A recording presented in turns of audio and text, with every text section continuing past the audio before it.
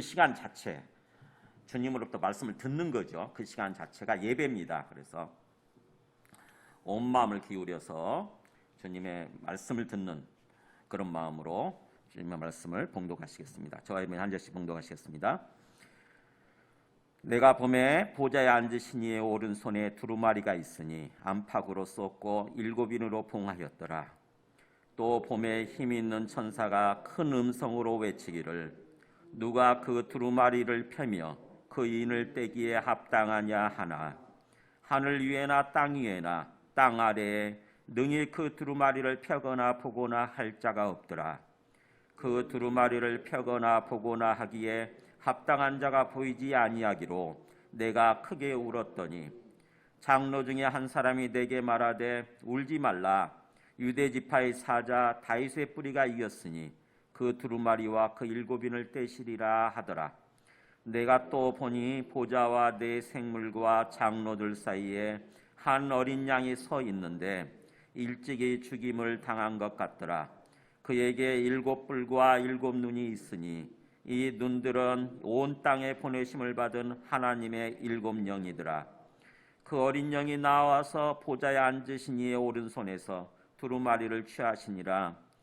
그 두루마리를 취하심에 네 생물과 24 장로들이 그 어린 양 앞에 엎드려 각각 검은과 향이 가득한 금 대접을 가졌으니 이 향은 성도의 기도들이라.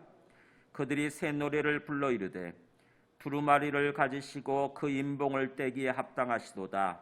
일찍이 죽임을 당하사 각 족속과 방언과 백성과 나라 가운데서 사람들을 피로 사서 하나님께 드리시고 그들로 우리 하나님 앞에서 나라와 제사장들을 삼으셨으니 그들이 땅에서 왕노릇하리로다 하더라.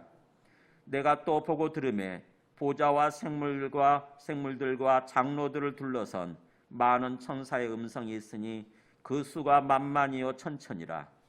큰 음성으로 이르되 죽임을 당하신 어린 양은 능력과 부와 지혜와 힘과 존귀와 영광과 찬송을 받으시기에 합당하도다 하더라. 내가 또 들으니 하늘 위에와 땅 위에와 땅 아래와 바다 위에와 또 그 가운데 모든 피조물이 이르되 보좌에 앉으신 이와 어린 양에게 찬송과 존귀와 영광과 권능을 세세토록 돌릴지어다 하니 내 생물이 이르되 아멘 하고 장로들은 엎드려 경배하더라. 아멘. 네, 앉으시겠습니다. 뒤에 저 히터 좀 꺼주세요. 자, 오늘 말씀을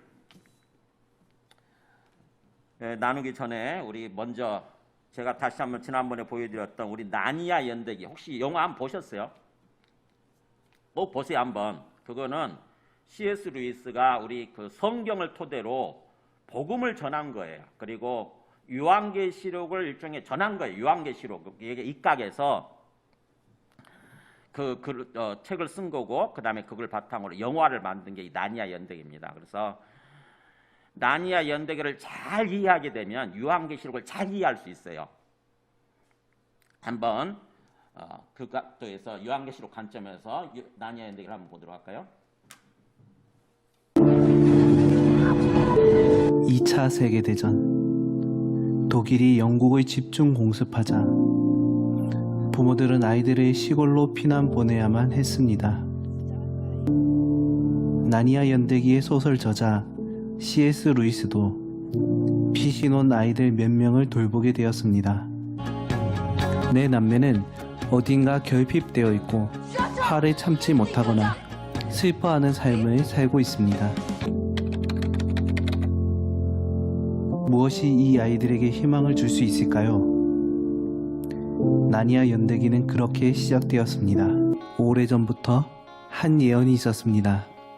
너희는 왕이 될 것이며 하얀 마녀를 물리치고 평화를 가져올 것이다. 예언과는 다르게 내 남매는 끝없이 연약한 모습들을 보이기만 합니다. We're not heroes. 이런 우리가 왕이 되고 세상을 평화롭게 만드는 것은 불가능해 보입니다. 에드먼드가 터키 젤리의 맛에 빠졌습니다.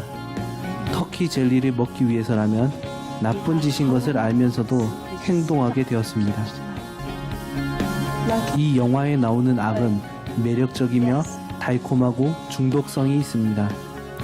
형제끼리 이간질시키며 거짓말하게 만듭니다. 종노릇하게 만들며 배신하게 만듭니다. 이런 우리에게 아슬란이라는 희망의 소식이 들립니다. 아슬란은 유일한 왕이며 진짜 왕입니다. 모든 백성들이 그에게 무릎 꿇습니다. 때로는 무서운 존재이기도 합니다. 어떨 때는 우리의 친구 같은 존재이기도 합니다. 그런 아슬란이 우리에게 보여주는 모습이 있습니다. 배신한 에드먼드의 죄를 용서하는 모습입니다. 아슬란은 에드먼드를 위하여 사악한 무리의 조롱을 받으며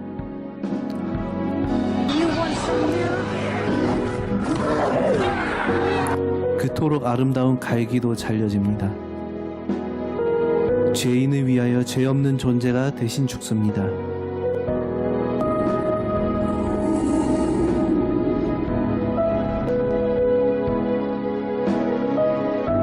얼마 후 돌판이 부서지며 아슬란이 부활하였습니다. 부활한 그는 힘이 넘치며 생기로 사람들을 살려냅니다. 연약하고 불가능하다고 느꼈던 아이들이 용기를 얻고 변화되기 시작합니다.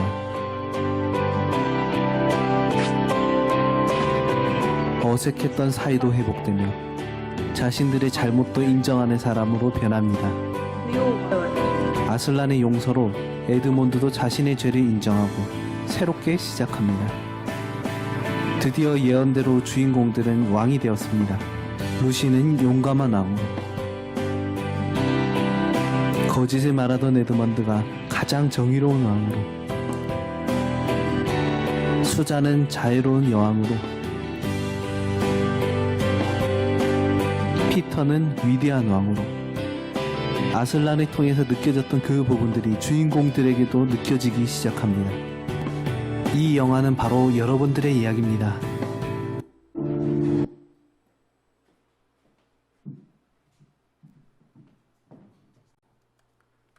네, 저기서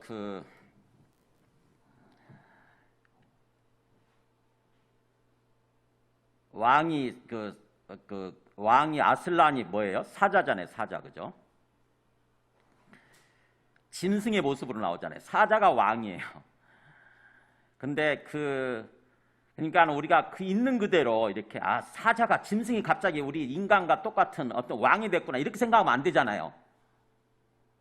어떻게 이해해야 됩니까? 사자는 짐승 중에서 왕이지 않습니까? 그래서 그 사자의 어떤 위엄, 사자의 어떤 그 왕으로서의 특성을 가진 어떤 존재가 왕인 거죠. 그래서 우리가 이 요한계시록 읽을 때도 그림이 나타나요. 저렇게 사자처럼. 오늘 말씀에도 사자가 나오잖아요. 5절에 보면은 유대 지파의 사자 이렇게 나오지 않습니까? 사자. 그 사자가 누구를 말하는 거예요? 네, 사자의 특성을 가진 예수 그리스도를 얘기하는 거죠. 사자의 위엄과 왕으로서의 어떤 사자의 특성을 가진 예수님을 나타내기 위해서 그렇게 사자로 그리고 있는 거죠. 그래서 우리가 요한계시록을 읽으면서 여러 가지 그림들이 이렇게 보이게 되는데, 그 그림만 그야말로 어떤 3살, 4살 먹은 어떤 그런 어린아이 수준에서 생각하면 안 되는 거죠. 이 요한계시록을 쓴 사도 요한이 또 이 요한계시록을 보여준 예수 그리스도께서 이 그림을 통해서 뭘 얘기하고자 하는가, 그 의미를 깨달으려고 해야 되는 거죠. 그런 맥락에서 이 요한계시록을 읽어야 이해가 됩니다. 자, 요한계시록이 얼마나 중요하냐면은 우리 어떤 그 성경의 마지막 성경이기도 하고, 그래서 우리 신앙생활 또 우리 어떤 신학적 어떤 지식의 마지막이에요. 마지막 단계. 그렇기 때문에 이것을 모르게 되면은 우리가 그야말로 막연하게 신앙생활을 할 수밖에 없고 또 이단에 빠질 수밖에 없는 거죠. 이단은 요한계시록을 가지고 어설프게 한 지식을 가지고 잘못 알고 있는 지식을 가지고 요한계시록을 가지고 접근하거든요. 그래서 내가 잘 모르고 있으면 그런가 보다 하고 거기 빠지는 거예요. 그러면 이제 우리 영혼을 망치게 되는 거죠. 이 땅에서의 삶도 망치게 되고 우리 영원한 어떤 삶, 영원한 생명을 망치게 되는 거예요. 그래서 요한계시록을 한 번쯤은 제대로 잘 읽고 제대로 깨닫는 게 굉장히 중요합니다.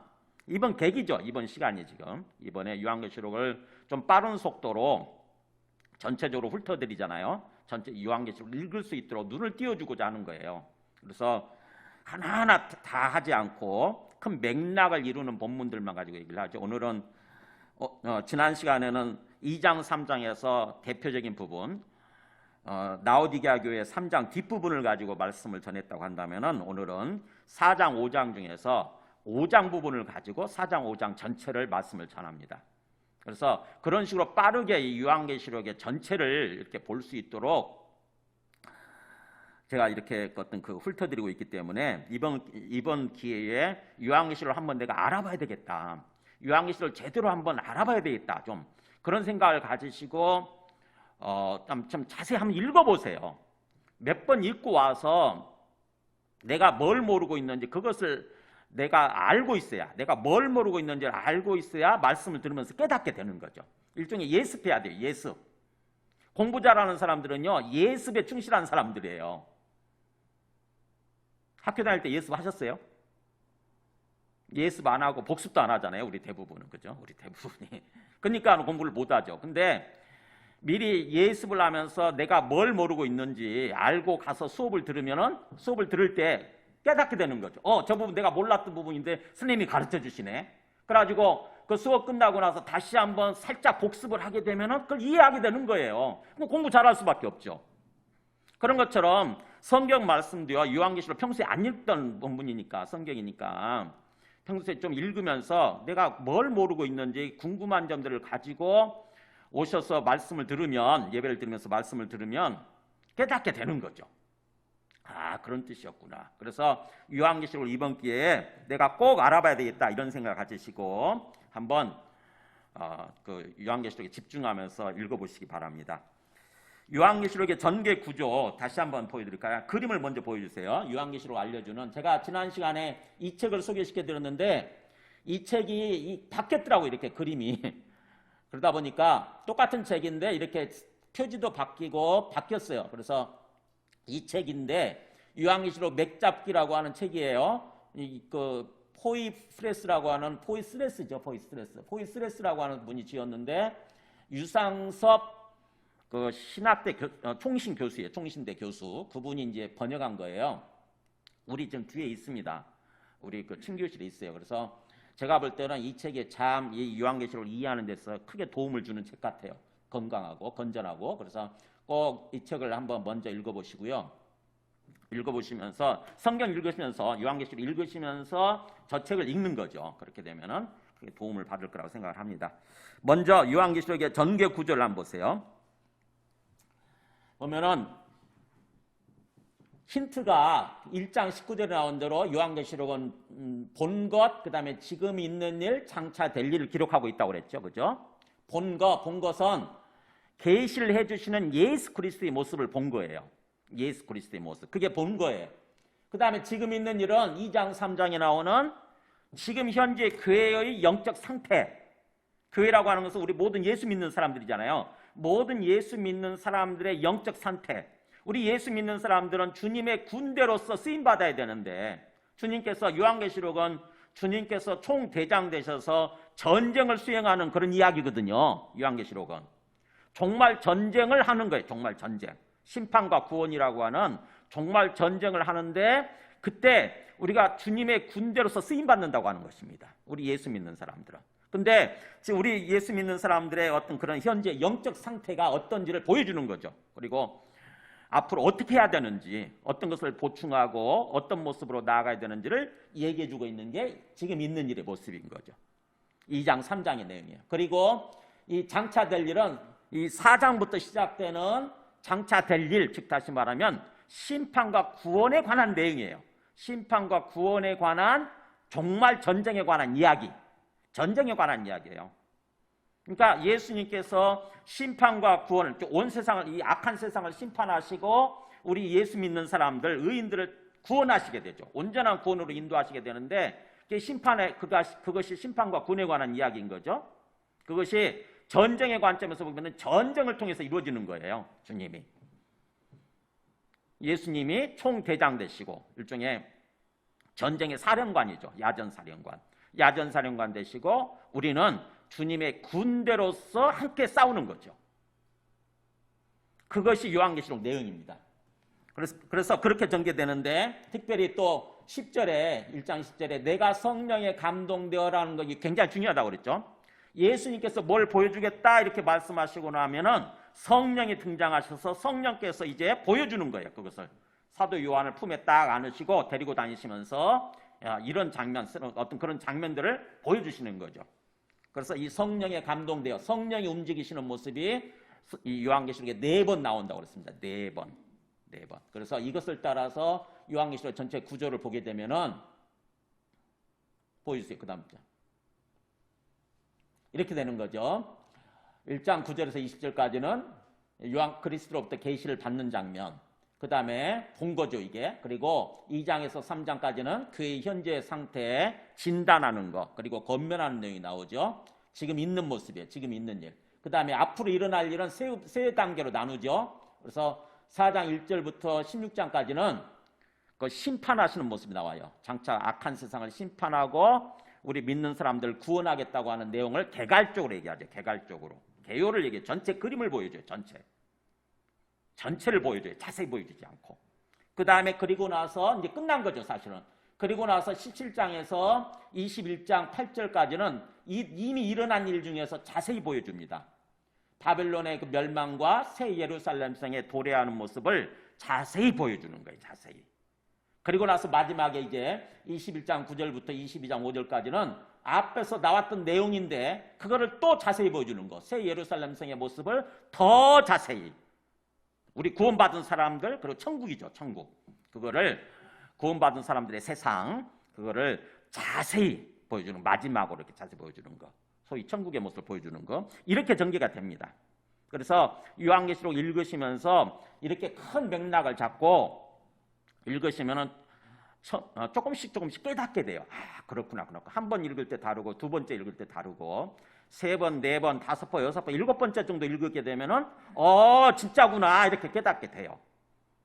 진짜구나 이 내용이. 그러면서 내 마음속에 이제 확신이 생기고 이 땅에서 신앙생활할 때 뭔가 좀 멍한 모습으로, 뭔가 막연한 모습으로 신앙생활을 하는 것이 아니라 확신 있는 모습으로 하는 거예요. 확신 있는 모습으로. 요한계시록 그래서 중요합니다. 이런 맥락에서 오늘 말씀 보세요. 오늘 말씀은 지금 4장부터 4장 1절 한번 보세요. 4장 1절 보면은 이 일 후에 내가 보니 하늘에 열린 문이 있는데 내가 들은 바 처음에 내게 말하던 나팔소리 같던 그 음성이 이르되, 예수님의 음성이죠. 예수님의 음성이 뭐라고 하냐면 이리로 올라오라, 이후에 마땅히 일어날 일들을 내가 너에게 보이리라, 이렇게 말씀하시죠. 이후에, 지금부터 그런 뜻이죠.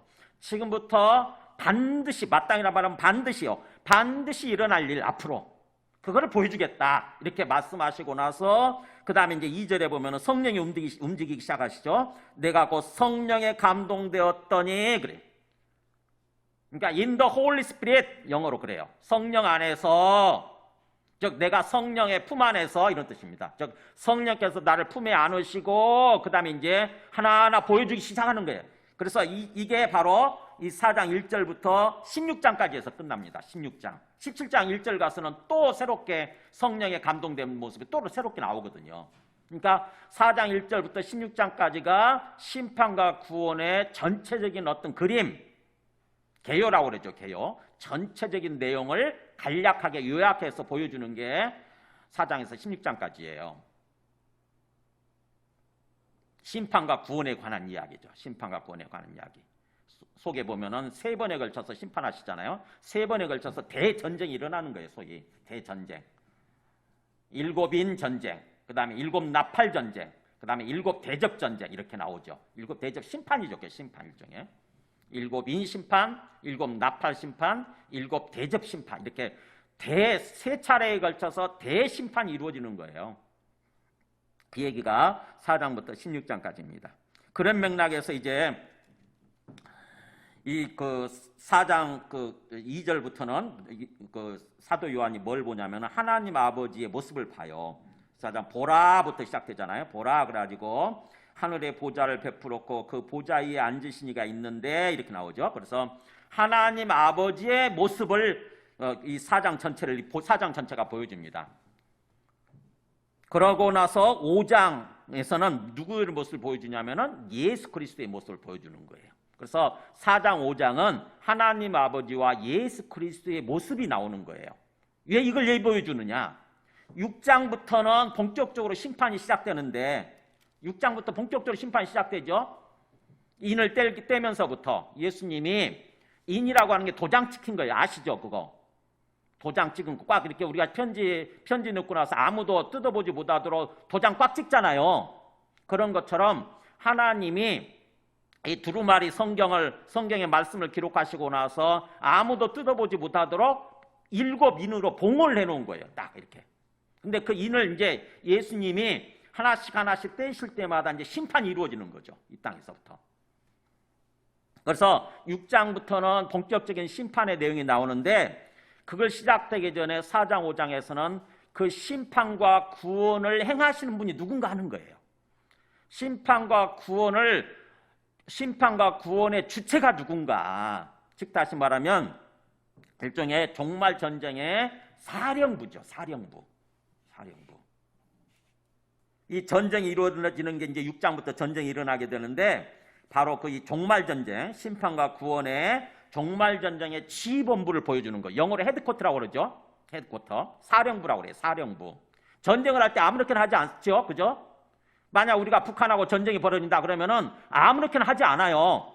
총 진두지휘 하는 곳이 있어요. 대통령을 중심으로 해서 대통령이 그때는 이제 전쟁의 총사령관으로 바뀌잖아요. 그러면서 어떤 요새에 들어가지 않습니까? 어떤 지하에다 만들어 놨잖아요. 그 요새에 들어가서 모든 그 컴퓨터로 화면을 보면서 진두지휘 하는 거예요. 각 사령 군대한테 이렇게 명령을 내리는 거죠. 어디 군단은 어디로 들어가라, 어디 군단은 어떻게 해라 이렇게 진두지휘를 하는 거예요. 그게 바로 이 종말 전쟁의 총사령탑 지휘본부를 보여주는 게 4장 5장이에요. 그거를 아까 그 책에서는 뭐라고 표현하고 있냐면은 온 우주의 관제탑 역할을 하는 것이다 이렇게 얘기를 하더라고. 온 우주의 관제탑. 공항에 가면 관제탑 아시죠? 관제탑을 모르면 관제탑을 전혀 보지 않은 상태에서는 밑에서 보면 사람들이 막 분주하게 움직이잖아요. 비행기가 이 비행기가 움직이고 저 비행기가 움직이고 밑에서 사람들이 움직이고. 근데 관제탑 안에서 들어가서 보면은 누가 그거 지휘를 하고 있는 거예요? 관제탑 안에서 지휘하고 있는 거예요. 아무렇게나 함부로 못 움직여요. 공항에서. 관제탑에서 무슨 비행기 어디로 가 이렇게 다 명령을 내립니다. 그런 것처럼 이 4장 5장에 이거는 종말전쟁의 지휘본부이기 때문에 이 말씀을 알게 되면은 이제 나중에 6장부터 일어나는 그 내용들을 이해하게 되는 거죠. 어떻게 해서 그런 일들이 있게 되는지. 바로 이 지휘본부를 보여주는 게 4장 5장이에요. 먼저 그래서 전체를 이 하나님 아버지의 모습은 전체를 살필 수가 없고 5장부터 보겠습니다. 5장 1절부터 보면은 하나님 아버지의 모습이 먼저 보이고요. 그 다음에 5장 1절에 보면은 내가 봄에 보좌에 앉으시니가 누구예요? 바로 하나님 아버지죠. 4장에서 얘기한 하나님 아버지의 오른손에 두루마리가 있으니 안팎으로 썼고 7 인으로 봉하였더라 이렇게 나오죠. 두루마리는 성경을 의미해요. 성경이 있는데 안과 밖 양쪽에 다 써져 있는 거예요. 두루마리를 옛날에는 성경을 어떻게 쓰는지 아시죠? 지금 성경처럼 이렇게 책으로 쓰는 게 아니에요. 옛날엔 두루마리 형태로 돼 있어요. 두루마리 아시죠? 우리 화장실에 가면 화장지 있잖아요. 그런 두루마리 형태로 물론 길게 돼 있죠. 길게 두루마리 형태로 이렇게 돼 있는데 그걸 안팎으로 썼다는 거죠. 그리고는 그거를 7 인으로 딱 봉해진 거예요. 아무도 뜯어보지 못하도록. 그래서 2절에 보면은 또 봄에 힘 있는 천사가 큰 음성으로 외치기를 뭔가 능력 있는 권능이 있는 천사가 그 하늘에 있는 권능인 천사, 이게 가브리엘 천사라고도 하고 그래요. 어떤 하나님의 비서실장 같은 역할을 하는 가브리엘 천사, 대통령의 비서실장이 있듯이 하나님 아버지의 비서실장 역할을 하는 사람이 가브리엘 천사인데, 그 가브리엘 천사일 거라고 생각을 추측을 해요. 힘 있는 천사가 큰 음성으로 뭐라고 그러냐면은, 누가 그 두루마리를 펴며 그 인을 떼기에 합당하냐, 이렇게 질문합니다. 사도 요한 들으라고 하는 얘기죠. 누가 그 두루마리, 그 성경을 펼치며 그 다음에 그 인을 떼기에 합당하냐, 그 인을 떼서 뭔가 해야 되는데 그걸 묻는 거죠. 누가 합당하냐. 그랬더니, 그래서 사도 요한이 살피겠죠. 사도 요한이 쭉 살펴봐요. 하늘 위에나 땅 위에나 땅 아래에 능히 그 두루마리기를 펴거나 보거나 할 자가 없더라. 아무도 없는 거예요. 이 두루마리를 펼치거나 인을 볼 수 있는 그런 사람이 아무도 없는 거예요. 그래서 4절에 그 두루마리기를 펴거나 보거나 하기에 합당한 자가 보이지 아니하기로 내가 크게 울었더니, 이게 뭐라고 사도 요한이 막 울죠? 두루마리를 펴거나 보거나 할 자가 아무도 없으니까 사도 요한이 크게 울었대요. 크게 슬퍼하면서 애통해하는 거예요. 이게 뭐라고요? 왜 그러죠? 우리가 두루마리를 몰라서 이 사도 요한의 마음을 모르는 거예요. 이 두루마리는 뭐냐? 바로 우리가 성경에 이미 예언된 말씀을 통해서 짐작할 수 있어요. 에스겔서 2장 9절 보여주세요. 여기 한번 보세요. 에스겔서에 나오는데, 이 에스겔서도 앞으로 종말에 이루어지게 될 이야기를 다루고 있는 게 에스겔서예요. 선지서 에스겔서 아시죠? 긴 성경, 아주 길잖아요. 이게 종말에 있게 될 이야기, 즉 다시 말하면 이것도 묵시 언어로 돼 있어요. 그림 언어로. 이것도 요한계시록과 똑같이. 그러면 여기 나오죠. 이 보면은 내가 보니 보라 한 손이 나를 향하여 펴지고 보라 그 안에 두루마리 책이 있더라. 한 손이 나를 향해서 이렇게 쫙 펴졌는데 그 안에 손 위에 두루마리가 딱 있는 거예요. 그가 그것을 내 앞에 펴시니 그 안팎에 글이 있는데, 그러니까 손을 편 거죠. 그랬더니 두루마리 안팎에 글이 쫙 써져 있는 거예요. 여기가 똑같죠? 두루마리 안팎으로 글이 써져 있는데 내용이 보세요. 내용이 뭔가 그 위에 애가와 애곡과 재앙의 말이 기록되었더라. 아, 내용을 보니까 뭐냐면은 애가 슬픈 노래, 애곡, 통곡가 슬프게 통곡하는 거, 그 다음에 재앙에 관한 내용인 거예요. 바로 뭐예요 이게? 이 성경은, 이 두루마리는 바로 뭐냐면은 앞으로 심판에 관한 내용인 거죠. 심판에 관한 내용. 심판. 스가랴서도 한번 보세요. 스가랴서도 똑같은 내용이 나옵니다. 스가랴서 5장 1절에 보면 이렇게 나오죠. 보세요. 스가랴 선지자가 환상 가운데 또 봐요. 이 스가랴서도 똑같이 요한계시록과 똑같이 묵시 언어로 돼 있어요. 판타지처럼, 우리 아까 나니아 연대기처럼 뭔가 환타지로 그려져 있는 거예요. 소위 환타지로. 내가 다시 눈을 들어 본즉 날아가는 두루마리가 있더라. 두루마리가 날아가는 거예요. 이렇게 성경이 날아가는 거죠. 그가 내게 이르되 이는 온 땅 위에 내리는 저주라, 이렇게 나와 있잖아요. 이 두루마리 내용은 뭐냐면은 앞으로 온 세상 위에 내리는 저주, 하나님의 심판이라는 거죠. 하나님의 심판. 그 내용이에요. 그래서 도둑질하는 자는 그 이쪽 글대로 끊어지게 될 거고, 심판받아서 없어지게 될 거고, 그 다음에 거짓 맹세하는 자죠. 이 맹세하는 자는 그 저쪽 글대로 끊어지리라. 즉 다시 말하면 이 두루마리는 사실은 종말에 있게 될 심판에 관한 내용인 거예요. 심판. 그러니까 사도 요한은 이걸 알고 있었어요. 저 말씀들을 통해서. 그래서 이 두루마리를 뭔가 펼치고 뭔가 심판을 행해야 되는 분이 존재해야 되는데 지금 그런 분이 없다는 거죠. 왜 그러느냐? 이 사도 요한이 어떤 당하고 있는 상황이 어떤 상황이라고 그랬어요? 그림 다시 한번 보여줘 볼래요? 이 요한계시록에 쓰여지던 상황.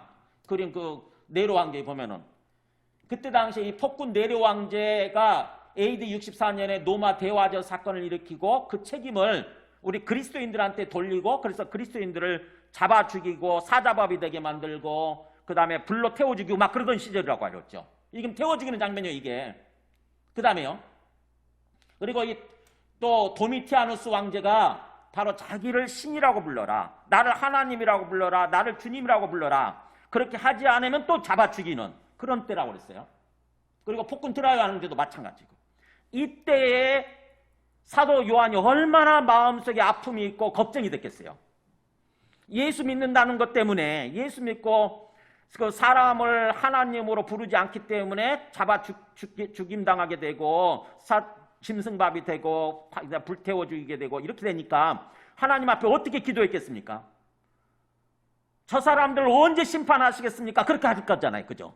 저 사람들 언제 심판하시고 언제 우리를 영원한 구원, 완전한 구원으로 인도해 주시겠습니까? 이렇게 기도할 거 아닙니까? 그래서 그 맥락 가운데서 이 주님께서 말씀을 보여주신 거, 계시해 주신 게 이 요한계시록이거든요. 그러니까 사도 요한은 지금 이 어려운 상황 속에서 이 악한 세상, 황제들이 이렇게 우리를 핍박하고 우리를 죽이는 이 상황을 하나님이 나타나셔서, 하나님이 임하셔서 심판하시고 그래야 되는데, 우리를 또 완전한 구원으로 인도해 주셔야 되는데 그런 사람이 없는 거예요. 지금 그런 존재가. 그러니까 애통이 하는 거죠. 그래서 슬퍼하고 울 수밖에 없는 거예요. 그러니까 하나님의 관점에서 이 세상을 바라보고 하나님의 관점에서 우리 인생을 바라보게 되면은 사도 요한처럼 이런 애통해야 하는 마음이 있을 수밖에 없습니다. 생각해 보세요. 지금 세상을 보면은 악한 사람들이 득세하고 악한 사람들이 성공하는 것 같고 그렇잖아요. 근데 언제 이런 세상이 언제까지 계속되냐고요. 하나님 언제 이 악한 세상을 끝나게 하시고 언제 우리를 정말 주님의 어떤 그런 기대대로, 주님의 계획대로 완전한 어떤 행복한 삶으로, 복된 삶으로 우리를 인도해 주시겠습니까? 기도할 거 아닙니까? 우리가. 그래서 이 악한 세상을 바라보면서, 주님의 관점에서 바라보면서 주님처럼 애통이 하는 자는 복이 있나니, 어디 나오죠? 애통이 하는 자는 복이 있나니 천국이 저희 것이며. 산상수훈에 나오잖아요. 예수님이 말씀하시잖아요. 예수님이.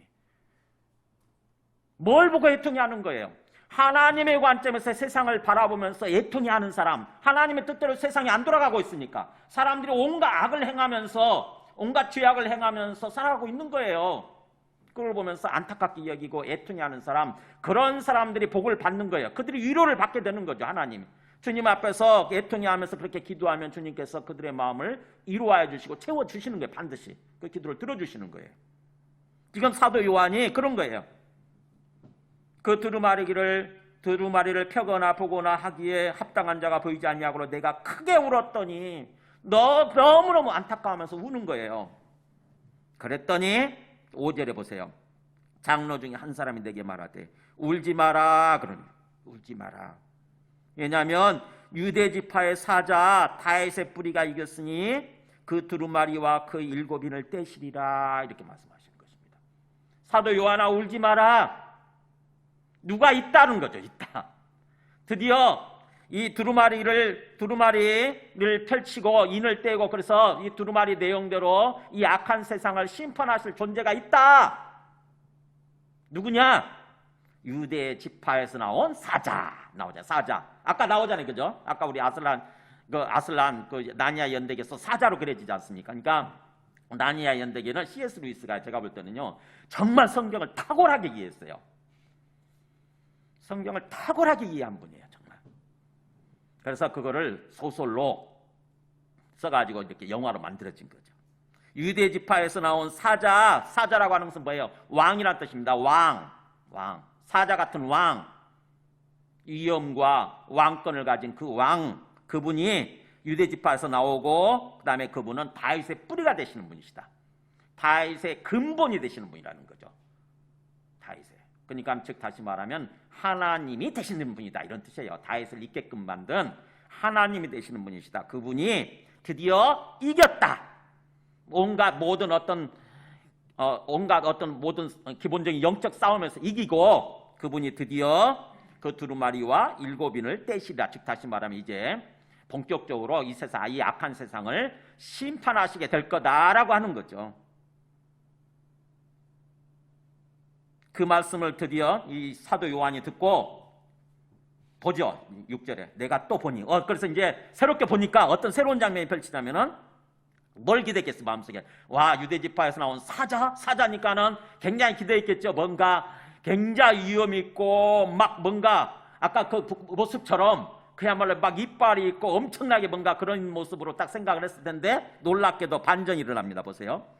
하나님의 보좌와 내 생물과 장로들 사이에, 보좌는 하나님 아버지가 계신 곳이죠. 하나님 아버지와 그 다음에 하나님 아버지 주변에 있는 내 생물, 내 생물은 모든 피조물을 대표하는 거예요. 모든 피조물. 어디 나오냐면은 그 4장 7절에 나오죠. 내 생물이 첫째 생물은 사자 같고 저 맹수를 대표하는 거고 사자 같고, 둘째 생물은 송아지 같고 모든 가축을 대표하고, 그 셋째 생물은 얼굴이 사람 같고 우리 모든 인간을 대표하고, 그 넷째 생물은 날아가는 독수리 같은데 이렇게 나오잖아요. 그러니까 모든 날짐승들을 대표하는, 날아가는 짐승을 대표하는. 그래서 이 네 생물은 바로 모든 피조물을 대표하는 존재입니다. 모든 피조물을 대표하는 존재가 하나님 주변에 있는 거죠 지금. 그리고 24장로는 또 어디 나오냐면은 거기 그 4절 끝에 4장 4절 끝에 4장 4절에 나오죠. 또 보좌에 둘러 24보좌들이 있고 그 보좌들 위에 24장로들이 흰옷을 입고 머리에 금관을 쓰고 앉았더라. 24장로는 보통 우리가 그렇게 해석을 해요. 구약의 12장로, 그 다음에 신약의 12장로. 그래서 구약의 12지파를 대표하는 사람, 그 다음에 신약의 12사도를 대표하는 사람, 즉 다시 말하면 구약과 신약의 모든 하나님의 백성을 대표하는 사람들, 이렇게 봅니다. 구약과 신약의 모든 하나님의 백성, 즉 우리를 대표하는 거죠. 우리를 대표하는 사람이에요. 그 사람들을 대표하는 사람들이 하나님 주변에 또 있는 거죠. 그 사람들이, 그래서 그렇게 그 사람들 사이에, 그 가운데에 한 어린 양이 서 있는 거예요. 사자라고 얘기해서 사자의 모습을 기대했는데 놀랍게도 누가 있냐면은 어린 양이 있는 거예요. 어린 양, 새끼 양 아시죠? 하는 힘이 없잖아요. 양 자체도 힘이 없는데 게다가 새끼 양이에요. 생각해보세요. 새끼 양. 사자라고 해서 굉장히 큰 기대를 갖고 봤는데 어린 양인 것입니다. 거기다가 어린 양이 있었는데 일찍이 죽임을 당한 것 같더라. 전에 한번 죽었었던 흔적이 있다고 하는 거죠. 뭔가 피가 묻어 있을 거고 이렇게 죽은 모습이 있는 어린 양. 이게 누구예요? 네, 예수 그리스도를 얘기하는 거죠. 예수 그리스도. 그러니까 예수 그리스도는 사자이면서 어린 양인 거예요. 사자이면서 어린 양. 즉 다시 말하면 사자의 특성을 갖고 있으면서 또 어린 양의 특성을 갖고 있는 거죠. 그런 존재로 있다는 거죠. 그러면서 그에게, 그 어린 양에게 7뿔과 7눈이 있으니 이 눈들은 온 땅에 보내심을 받은 하나님의 7영이더라 이렇게 돼 있죠. 그러니까 어린 양인데 7뿔이 있습니다. 뿔은 뭘 의미하는 거냐면 짐승한테 있어서 뿔이 뭘 의미할 것 같으세요?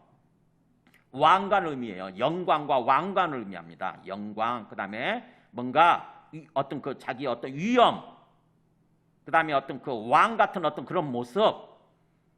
그래서 뿔이라고 하는 게 짐승한테는 굉장히 중요한 거죠. 소중한 거죠. 근데 지금 어린 양에게는 7개가 뿔이 있는 거예요. 7뿔. 즉 다시 말하면 완전함을 의미해요. 완전한 왕권이죠. 완전한 왕권. 완전한 왕권을 가지시고 그 다음에 7눈이 있는 게, 눈이 7개예요. 있는 그대로 그냥 받아들이면 얼마나 괴상한 모습입니까? 괴물이죠, 괴물. 그래서 그런 식으로 보지 말라는 거죠, 요한계시록을. 7이라는 숫자는 완전한 숫자라고 하는 거예요. 완전수. 눈이 충분히 있다는 거예요. 그래서 7눈은 어떤 걸 의미하는 거냐? 바로 온 땅에 보내심을 받은 하나님의 7영. 즉 다시 말하면 성령이죠. 성령이, 하나님의 성령이 완전한 성령이죠. 7이니까. 완전한 성령이 예수님의 눈 역할을 한다고 하는 것입니다.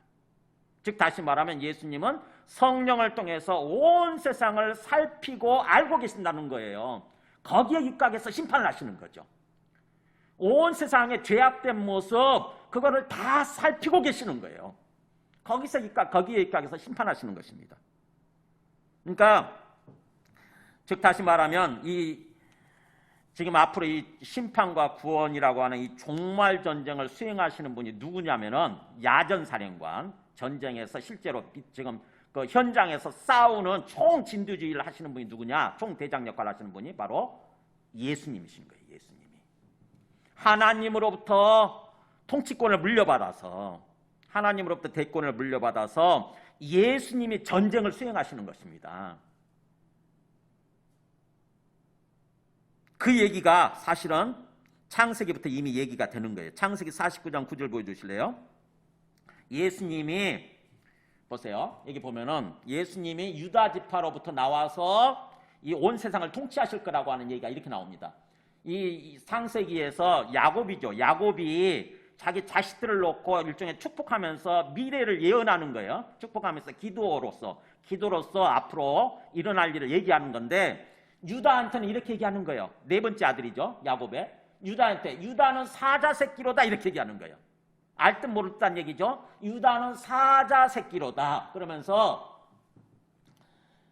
규가 유다를 떠나지 아니하며 통치자의 지팡이가 그 발 사이에서 떠나지 아니하기를 실로가 오시기까지 하리니 그에게 모든 백성이 복종하리로다.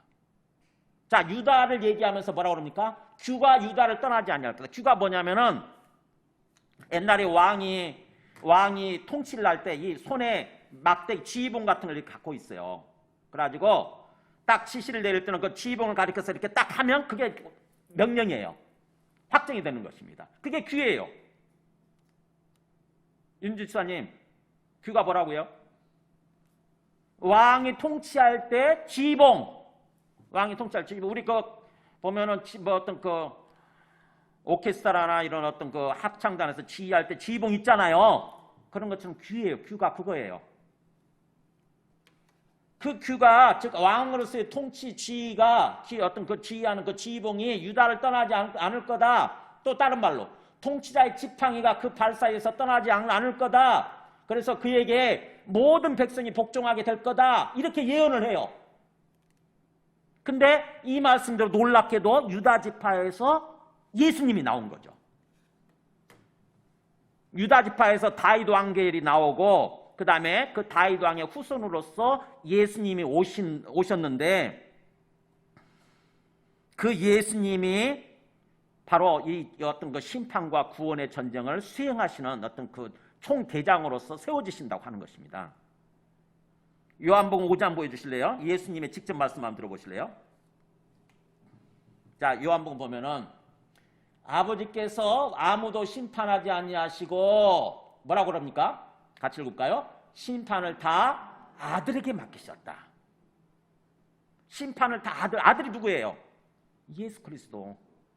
하나님 아버지께서 심판권을 아들한테 예수 그리스도에 맡기셨다고 하는 것입니다. 그래서 이는 모든 사람으로 아버지를 공경하는 같이 아들을 공경하게 하려 하심이라. 공경이 뭐냐면 예배죠. 예배. 경배예요. 그러니까 하나님 아버지께 예배 드리는 것처럼 예수님께 예배 드리도록 하기 위해서 사람들이 하나님의 최종 목적이 그거예요. 즉 예수님을 하나님처럼 우리가 경배하고 예배 드리는 거죠. 그래서 아들을 공경하지 아니하는 자는 그를 보내신 아버지도 공경하지 아니하느니라. 즉 다시 말하면 예수님은 하나님 아버지와 똑같은 신적 위치에 계시는 것이죠. 신이에요. 하나님이에요. 하나님. 이처럼 하나님 아버지와 예수 그리스도가 사실은 이 종말 전쟁의 총 주체자라고 하는 것입니다. 주체자. 그렇다고 한다면 예수님이 어떻게 해서 그렇게 세워지셨습니까? 종말 전쟁의 수행자로서 총야전사령관, 즉 다시 말하면 하나님 아버지로부터 심판권, 통치권을 물려받은 존재로 세워지게 된 방법이 뭐예요? 길이 이 중요하죠. 6절에 나온 것처럼 일찍 죽임을 당한 것 같더라 이거예요. 바로 죽음의 방식이에요. 죽음의 방식. 그러니까 세상은 어떻게 해서 왕으로 세워집니까? 세상은 총, 칼, 어떤 힘 있는 어떤 백말을 타고 총칼 휘두르면서 그래서 무력에 의해서 세워지잖아요. 오늘날 같으면 탱크를 앞세우고 쿠데타를 일으키면 통치자로 세워지지 않습니까? 저 미얀마 지금 그렇잖아요. 군인들이 그 힘을 가지고 나라를 뒤집어 엎고 자기들이 통치하겠다고, 내가 대통령 되겠다고 좀 하는 거 아닙니까? 옛날 우리도 그런 슬픈 역사가 있잖아요. 그죠? 군인들이 쿠데타를 일으켜가지고 그렇게 한 적 있지 않습니까? 박정희 대통령도 그랬고 전두환도 그랬고. 세상은 그런 식으로 해서 통치 자리에 오르는데 하나님 나라는 그렇지 않다는 거죠. 예수님은 어떤 방식으로 통치 자리에 오른 거예요? 죽임당하는 방식으로. 십자가에서 죽임당하는 방식으로 오르신 거예요. 그러니까는 이게 어떻게 보면 역설이죠. 역설. 죽었는데 통치자의 자리로 세워지시는 거예요. 이게 하나님 나라의 방식이에요. 그래서 우리가 예수님의 군대로서, 예수님의 뒤를 따르는 예수님의 군대로서 예수님과 함께 이 종말 전쟁을 수행해야 되는데, 온 세상을 심판하고 또 구원하는 그런 또 종말 전쟁을 수행하는 주님의 군대로서 우리가 쓰임 받아야 되는데, 우리도 마찬가지예요. 우리도 그렇게 종말 전쟁에서 승리하고 그렇게 온전히 구원으로 인도되기 위해서는 우리도 방식이 뭐냐면 주님의 뒤를 따르는 방식이에요. 그러니까 총과 칼이라고 하는 어떤 그런 무력의 방식이 아니라, 우리의 힘을 앞세운 무력의 방식이 아니라 뭐예요? 예수님처럼 죽는 거예요. 사실은 죽는 거.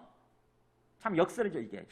내가 희생하고 그 다음에 또 섬기고 사랑을 베풀고 봉사하고, 이 방식에 의해서 우리가 종말 전쟁에서 승리하고 온전한 구원으로 인도되게 되는 거예요. 온전하고 영원한 구원으로 인도되는 거예요. 그러니까 예수님이 이 종말 전쟁의 어떤 그 주체자, 야전 사는 걸로 세워지게 된 방식에 대해서 우리가 깊이 생각해 보시기 바랍니다. 주님께서는 우리에게 그런 삶을 원하시는 거예요. 이 땅에서 지금 우리의 신앙생활 자체가 지금 종말 전쟁을 하고 있는 거거든요. 사실은 우리가 이 땅에서 우리 신앙생활 자체가, 우리의 삶 자체가 지금 종말 전쟁 중이에요. 그 방식이 어때야 되느냐? 예수님처럼 십자가에서 죽는 방식. 성경에서는 여기저기 그걸 얘기하고 있습니다. 필립보서 2장 6절 보여주실래요? 사도 바울이 필립보서에 이렇게 얘기를 해요. 같이 읽어볼까요? 너희 안에 이 마음을 품으라. 곧 그리스도 예수의 마음이니. 그러니까 그리스도 예수의 마음을 품으라 그러면서, 자, 그리스도 예수가 어떻게 하셨는지 이렇게 얘기하죠. 그는 근본 하나님의 본체시나, 근본적으로 하나님의 본체, 하나님이시다는 거예요. 하나님이신데 하나님과 동등됨을 취할 것으로 여기지 아니하시고 오히려 자기를 비운 거예요. 자기 욕심, 자기 생각을 비우고 낮아지신 거죠. 종의 형체를 가지사 사람들과 같이 되셨고, 피조물의 모습으로 오신 거예요. 하나님이신데 피조물의 모습으로 오셔서 그 다음에 사람들과 같이 되셨고, 그래서 사람의 모양으로 나타나서 자기를 낮추시고, 낮춘 게 뭐예요? 겸손이잖아요. 그죠? 자기를 비우고 자기를 낮추시고 죽기까지 복종하셨으니까 십자가에 죽으심이라. 바로 이렇게 죽기까지 하나님 아버지께 절대적으로 복종한 거예요. 그게 십자가 죽으신 거라고 하는 거죠. 그래서 그 방식에 의해서 예수님이 어떤 모습으로 세워지냐, 그 다음 보여주세요. 그렇게 죽으셨더니 이러므로 하나님이, 같이 읽어볼까요? 이러므로 하나님이 그를 지극히 높여 모든 이름 위에 뛰어난 이름을 주사, 네. 죽었더니, 낮아지고 죽으셨더니 하나님이 높여주시는데 가장 최고 높은 자리에 세워주시는 거예요, 예수님을. 그래서 하늘에 있는 자들, 땅에 있는 자들, 땅 아래에 있는 자들로 모든 무릎을 예수의 이름에 꿇게 하시고, 그 다음 읽어볼까요? 모든 입으로 예수 그리스도를 주라 시인하여 하나님 아버지께 영광을 돌리게 하셨느니라. 네. 죽고 낮아지셨더니 하나님은 최고 높은 자리에 올리셔서, 높여주셔서 모든 존재가 예수님을 향해서 주님이라고 부르도록, 그래서 그 주님이라고 부르면서 주님께 예배드림으로써 그것이 바로 하나님 아버지께 영광을 돌리는 방식이라고 하는 거죠. 그렇게 세워주셨다고 하는 것입니다. 그렇기 때문에 우리가 예수님을 믿고 이 땅에서 신앙생활을 하는 거는요, 우리가 주님의 군대로서 지금 종말 전쟁을 수행하는 것인데 주님의 방식대로 살아야 되는 거예요. 세상은 그렇지 않죠. 세상은 정반대입니다. 자기 힘을 앞세워서, 자기 가진 것도 돈을 앞세운다거나 권력을 앞세워서 세상을 통치하려고 그래요. 근데 그게 안 되죠. 사실 조금 세워졌다 말죠. 근데 하나님 나라의 방식은 예수님처럼 죽는 거예요. 즉 다시 말하면 나를 희생하고, 그래서 다른 사람들을 섬기고, 그 다음에 또 봉사하고 사랑을 베풀고, 그런 방식으로 비로소 우리가 전쟁에서 승리하게 되고 주님처럼 주님의 자리에 높여져서 주님의 자리에 함께 앉게 된다고 하는 것입니다. 주님이 그런 말씀 하셨었죠? 앞에 라오디게아 교회 얘기하면서 그 3장 21절에서 그랬잖아요. 이기는 그에게는, 이 영적 전쟁에서 승리하는 사람이죠. 그 방식으로. 그래서 이기는 그에게는 내가 내 보좌에 함께 앉게 하여 주기를 그랬잖아요. 내가 이기고 아버지 보좌에 함께 앉은 것과 같이 하리라. 그렇기 때문에 우리가 예수님이 이 전쟁을 수행하는 방식 그리고 승리하는 방식에 대해서 우리가 마음속에 기억하고 나가야 되는 거죠. 그 다음에요. 그래서 마지막에 이렇게 전쟁, 심판과 구원, 이 종말 전쟁이 다 끝나고 나서 진정으로 주님께서 우리에게 원하시는 그런 어떤 그 세상의 모습은 바로 8절에서 14절까지 내용이죠. 좀 내용이 기니까 간략하게 요약을 할게요. 먼저 8절에서 10절까지 보게 되면은 8절에 보세요. 그 두루마리를 취하심에 누가 찬양하냐? 내 생물과 24 장로들. 즉 다시 말하면 모든 피조물을 대표하는 내 생물과 모든 하나님의 백성을 대표하는 24 장로들이 어린 양 앞에 엎드려서 찬송하는 거죠. 예배드리는 것입니다. 각각 검은고와 향이 가득한 금대접을 가졌으니 이 양은 성도의 기도들이라. 자, 그 앞에 있는 모든 존재들이 검은고, 찬양하는 걸 의미하는 거죠. 검은고로서 각각이 검은고를 가지고 있고 그 다음에 금대접을 갖고 있는데 그 금대접에는 향이 가득해요. 그 향이 뭘 의미한다고요? 여기 보면은 성도의 기도. 그러니까 성도의 기도가 가득한 금대접을 가지고 있는 거죠, 이들이. 그러면서 그걸 가지고 하나님께 나아가서 예배드리면서 하나님을 찬송하는 거예요. 즉 다시 말하면 우리는 하나님께 기도함으로써 하나님 천상에서 하늘에서 드리는 예배에 참석하는 거예요. 지금 이 순간에도 항상 그렇게 하나님께 예배드리는 그런 모습이 펼쳐지고 있는데 하늘에서는 우리가 어떻게 참여하느냐? 기도함으로써요. 하나님은 우리의 기도를 받으시는 거예요. 천사들을 통해서 이 내 생물과 24 장로들을 통해서 우리의 기도를 받으시는 것입니다. 뭐라고 찬송하는가 보세요. 9절에 그들이 새 노래를 불러 이르되 두루마리를 가지시고 그 인봉을 떼기에 합당하시도다. 일찍이 죽임을 당하사 각 족속과 방언과 백성과 나라 가운데서 즉 온 세상에서 사람들을 피로 사서 하나님께 드리셨다.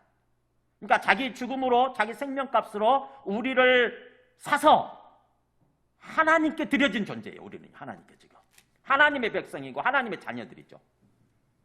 그러면서 그들로 하여금 우리 하나님 앞에서 나라와 제사장들로 삼으셨으니 즉 우리는 하나님의 나라고 하나님의 제사장들이에요. 우리 한 사람 한 사람이 죄인인 세상을 하나님께로 인도해야 되는 제사장들. 그 다음에 그들이 땅에서 왕노릇하리로다. 그것이 바로 이 땅에서 우리가 왕노릇하는 모습, 세상을 통치하면서 살아가는 모습이라고 하는 거죠. 하나님 우리한테 이런 삶을 원하시는 거예요. 우리는 하나님의 나라와 하나님의 제사장들로서 이 땅에서 왕노릇하는 모습, 세상에 끌려가는 것이 아니라 질질 매면서 세상에 끌려가는 삶을 사는 것이 아니라 세상을 주도적으로 이끌고 가야 되는 존재. 하나님의 나라로 의로운 모습으로 그런 존재로 삼으셨다고 하는 거죠. 그 내용을 이렇게 주님 앞에 노래하면서 찬송하는 거죠. 주님께 예배드리는 거예요. 그렇게 내 생물과 24 장로들이 예배드리는 어린 양을 향해서 찬송하는 장면이 나오고 그 다음에 11절에서 12절은 또 누가 찬송하는가 보세요. 내가 또 보고 들으매 보좌와 생물들과 장로들을 둘러선 누구예요? 보세요. 많은 천사예요. 많은 천사들이 있죠. 천사들. 하늘에 있는 모든 영적 존재들. 근데 그 천사들의 숫자가 얼마나 되나 보세요. 많은 천사의 음성이 있으니 그 숫자 보세요. 그 수가 만만이요 천천이라. 만만이면 얼마죠? 만 곱하기 만하면 얼마예요? 1억. 억요. 억. 그 다음에 천 곱하기 천천이면 얼마죠? 100만. 그러니까 셀 수 없이 많다는 뜻이에요. 이게 셀 수 없는 정말 엄청난 수의 천사들이 예수님을 향해서 예배드리는 거예요. 찬송하고 예배드리는 게 경배하는 거예요.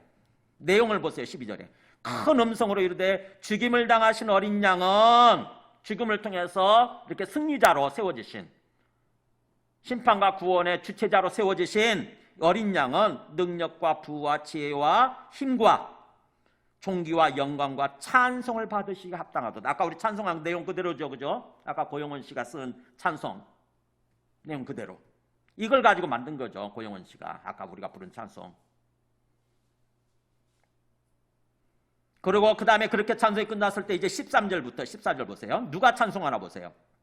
누구를 향해서 예배드리는가 보세요. 내가 또 들으니 하늘 위에와 땅 위에와 땅 아래와 바다 위에와 또 그 가운데 모든 피조물. 누구예요?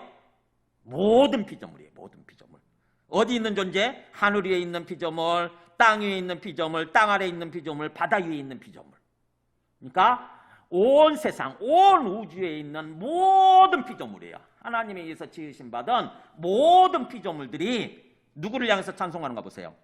보좌에 앉으신 이와 하나님 아버지죠. 이제 하나님 아버지와 그 다음에 어린 양 예수 그리스도에게 찬송과 존귀와 영광과 권능을 세 세트로 돌릴지어다 찬송하는 거죠. 그랬더니 앞에서 찬송을 했던 네 생물이 이르되 아멘 하고 그 다음에 또 24장로들이 엎드려 경배하니라. 그러니까 바로 이렇게 이게 바로 하나님께서 궁극적으로 우리에게 원하시는 어떤 그 삶의 모습 그리고 세상의 모습 이거예요. 이 심판과 구원이라고 하는 종말 전쟁을 통해서 하나님이 어떤 세상을 이끌고 가시느냐 바로 이거예요. 모든 존재가 하나님과 예수 그리스도에게 찬송하면서 경배드리는 모습으로 세워지는 거. 그게 구원이에요. 그게 구원. 그게 온 세상의 구원의 완성된 모습은 이건 거죠. 하나님은 우리를 왜 지으셨다고 그래요? 바로 이렇게 하나님께 예배드리기 위해서 지으셨대요. 성경에. 그러니까 예배가 얼마나 중요한지 알아야 되는 거죠. 이사야 43장 7절에 여기 보세요. 같이 읽어볼까요? 내 이름으로 불려지는 모든 자 곧 내가 내 영광을 위하여 창조한 자를 오게 하라. 그를 내가 지었고 그를 내가 만들었느니라. 자, 하나님이 세상을 지으신 이유, 하나님이 우리를 지으신 이유, 우리에게 생명을 주신 이유, 우리의 존재 이유가 뭐라는 거예요? 하나님의 영광을 위해서요. 하나님의 영광을 위해서. 하나님은 어떻게 영광을 위하느냐? 하나님을 만나고 하나님 앞에 나가서 하나님을 하나님으로 인정하고 하나님께 찬송하고 하나님께 예배드리고 경배드리는 거, 이게 하나님의 영광을 높이는 모습이에요. 그것을 위해서 우리는 존재해요. 그러니까 예배는 뭔가 시간만 채우면 되는 그런 게 아니에요. 우리가 해도 되고 안 해도 되는 그런 것이 아니라 우리의 존재 이유고 삶의 목적이에요. 그렇기 때문에 예배를 소홀히 하면 안 됩니다. 예배에 있어서 실패하면 우리 삶의 실패가 돼요. 대표적인 모습이 창세기, 제가 말씀 준비하지 않았지만 창세기 4장이 나오잖아요. 가인과 아벨. 가인이 아벨을 때려 죽이게 되죠. 그죠? 자기 동생인데도 불구하고 아벨을 때려 죽이게 되고 돌로. 그리고 나서 그야말로 완전히 어떤 하나님 없는 세상, 하나님 없는 그런 인생으로 전락하잖아요. 뭐에 있어서 그러냐? 뭐 때문에 그러냐? 예배에 있어서 실패했기 때문에 그래요. 가인이 예배에 있어서 실패합니다. 하나님이 원하는 방식으로 예배를 드리지 않았어요. 아무렇게나 예배 드렸다고. 그래서 하나님이 그 가인이 드리는 어떤 그 제물을 받지 않으시죠. 그 제물을 받지 않으시면서 가인도 안 받으셨다 이렇게 나오거든요. 아벨과 그 제물은 받으셨지만 아벨은 정성을 다해서 드렸거든요. 정성을 다해서 자기가 가장 소중하게 여기는 거 그걸 드렸어요. 그때 하나님이 그 마음을 받으신 거죠. 그 마음을 보고 그 정성을 보고 받으셨는데 가인은 아무렇게나 드렸어요. 예배를 그냥 시간만 때운 거죠. 오늘날 우리들처럼 아무렇게나 시간만 채우면 된다. 아무런 생각 없이 와서 그냥 예배 드린 거예요. 그랬더니 하나님이 안 받으신 거예요. 그래서 그 예배에 있어서 실패가 일어나는 바람에 나중에 삶에 있어서 완전히 실패가 일어나는 그런 모습이 돼버린 거죠. 그래서 우리가 예배를 얼마나 소중하게 여겨야 되느냐, 절대로 예배에 있어서 실패하지 않도록 온 마음을 다해서 예배 드려야 돼요. 온 마음을 다해서.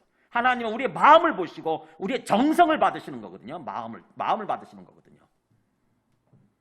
궁극적으로 우리가 나아갈 세상이 어떤 세상이냐, 오늘 말씀 나오잖아요. 하나님이 우리 온 세상을, 악한 세상을 심판하시고 우리 믿는 자 의인들을 구원하셔서, 우리 교회를 구원하셔서 어떤 삶으로 인도하시게 되는데, 그것은 최종적인 모습은 뭐냐면은 하나님 앞에 나가서 하나님께 경배하고 예배드리는 모습이에요. 그렇기 때문에 우리가 예배에다 목숨 걸고 제대로 예배를 드리게 되면 우리 삶이 다 살아납니다. 우리 심령이 은혜에 충만하게 되고요, 우리 몸이 건강을 회복하고요, 우리 하는 일들이 형통하게 돼요. 우리 가정이 행복한 가정으로 세워진다고. 우리가 하나님을 믿는다고 하면서도, 예수님을 믿는다고 하면서도 왜 굉장히 그렇게 곤고하고 정말 말라 비틀어질 것 같은 그런 어떤 삶을 살아가느냐? 예배에 있어서 실패하기 때문에 그래요. 주님이 기뻐 받으실 만한 그런 예배를 드리기 위해서 한번 노력해 보세요. 성경은 여기저기서 얘기합니다. 그 에베소서에서도 하나님이 우리를 구원하신 이유가 에베소서 1장에서도 제가 말씀 준비하지 않았지만 읽어드릴게요. 이는 그가 사랑하시는 자 안에서 우리에게 거저 주시는 바 그의 은혜의 영광을 찬송하게 하려는 것이라. 하나님 아버지를 얘기하면서, 성부 하나님 아버지를 얘기하면서 그가 하나님 아버지께서 사랑하시는 자 예수님 안에서 우리에게 거저 주시는 그 은혜의 영광을 찬송하게 하기 위해서 하나님 아버지께서 우리를 구원해 주신다고 하는 거죠. 예수님도 마찬가지예요. 예수님도 이는 우리가 그리스도 안에서 전부터 바라던 12절에 나오네요. 1장 10절에 전부터 바라던 그의 영광의 찬송이 되게 하려 하심이라. 우리 자체가 찬송이 되게 하려 하심이래요. 예수 그리스도가 이 땅에 오신 이유, 우리를 구원해 주신 이유는 뭐냐? 구원해 주신 이유, 우리 존재 자체가 찬송이 되기 위해서, 우리 존재 자체가 하나님을 경배하고 하나님께 영광을 돌리는 모습 자체가 되기 위해서, 경배의 제물이 되기 위해서 우리를 구원해 주셨다고 하는 거죠. 성령도 마찬가지예요. 왜 우리한테 성령을 주시느냐? 성령이 원하시는 것은 바로 이거예요. 그의 영광을 찬송하게 하려 하심이라. 네. 하나님의 영광을 찬송하도록 하기 위해서 성령이 또 존재하신다고 하는 것입니다. 그러니까 결국 예배와 경배, 하나님 아버지 앞에 나가서 하나님 아버지와 예수 그리스도께 경배하고 예배드리는 모습, 이런 세상으로 회복되는 거 나중에 이제 요한계시록 22장에 가서 보면은 그 모습이 나오죠. 세세토록. 우리 한번 앞에서도 한번 볼까요? 4장에서도 4장 9절도 보면, 요한계시록 4장 9절 보면은 하나님 아버지께 그 9절에 보면 그 생물들, 네 생물이잖아요. 네 생물이 보좌에 앉아서 거기 어떻게 나옵니까? 세세토록 살아계시는 이에게 영광과 찬송, 존귀와 감사를 돌릴 때이네. 계속 세세토록 영원히 살아계신 분한테 영원히 예배드리는 거죠. 영원히. 그 다음에 10절도 마찬가지죠. 24장로들이 보좌에 앉으신 이 앞에 엎드려 세세토록 살아계시는 이에게 경배하고 나오잖아요. 경배하고.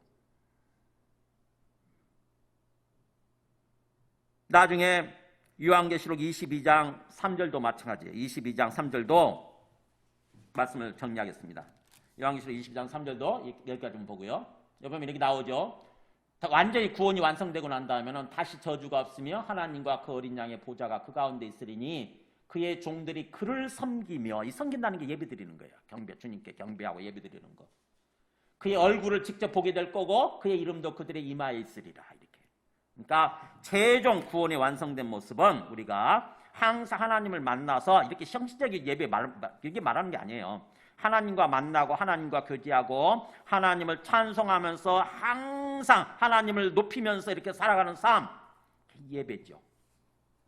그런 삶을 주님께서 지금 우리한테 원하신다는 거고, 그런 삶으로 지금 인도하고 계신다고 하는 것입니다.